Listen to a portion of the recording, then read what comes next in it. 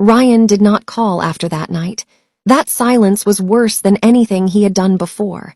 Amanda waited for retaliation, for guards at the gate, for her parents' jobs to vanish again, for the familiar pattern of punishment.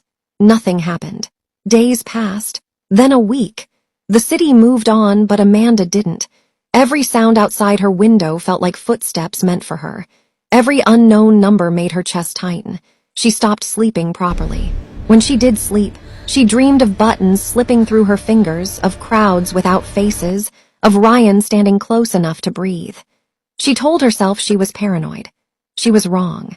Across the city, Ryan was unraveling in a way no one could see. He had stopped attending meetings. His boardroom sat untouched. The empire that ran on his cold precision began to feel neglected. He wasn't losing control publicly, but inside something had gone catastrophically wrong. He no longer felt empty, and worse, he no longer felt powerful.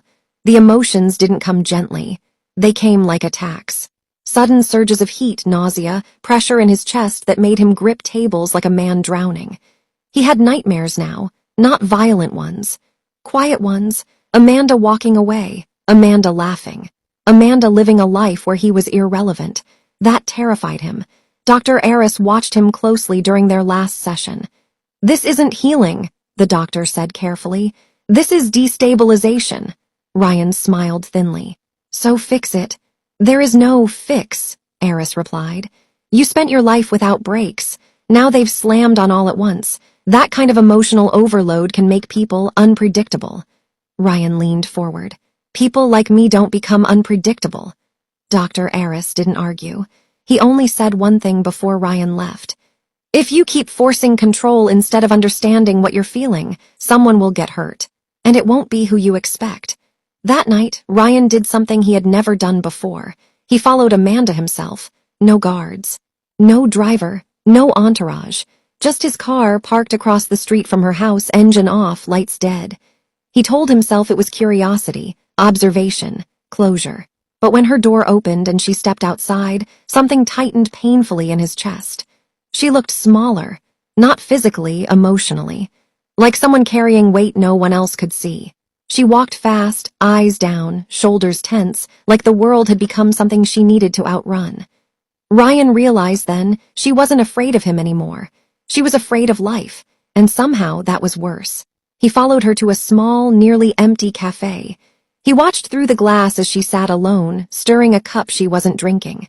A man approached her, young, awkward, harmless. He smiled, said something gentle. Amanda smiled back. It was small. Polite but real, Ryan's vision blurred. His hands clenched the steering wheel so hard his knuckles whitened.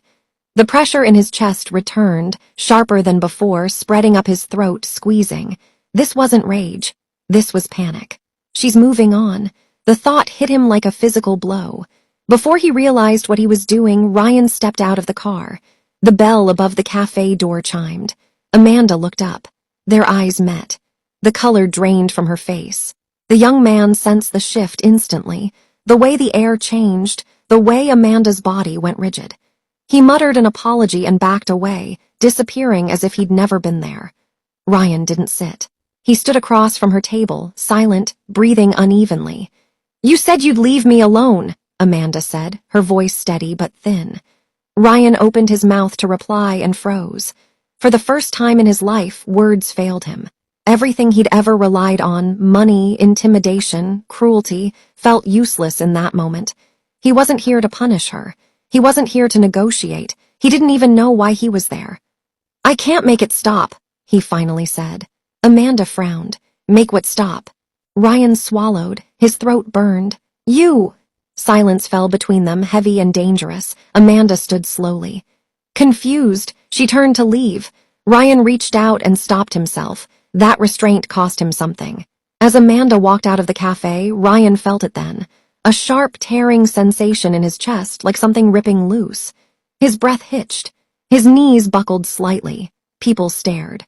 Ryan, the untouchable, grabbed the edge of the table to stay upright. This wasn't guilt. This wasn't desire. This was loss. And it was unbearable. Later that night, alone in his mansion, Ryan stood in front of the mirror, gripping the sink as sweat rolled down his spine. His reflection looked wrong, too human, too fragile. "I don't want this," he whispered. His phone buzzed. "A message from Dr. Eris. We need to talk. Urgently, your condition isn't emotional anymore, it's neurological. What's happening to you doesn't end with feelings. It ends with a choice." Ryan stared at the message, then at his trembling hands.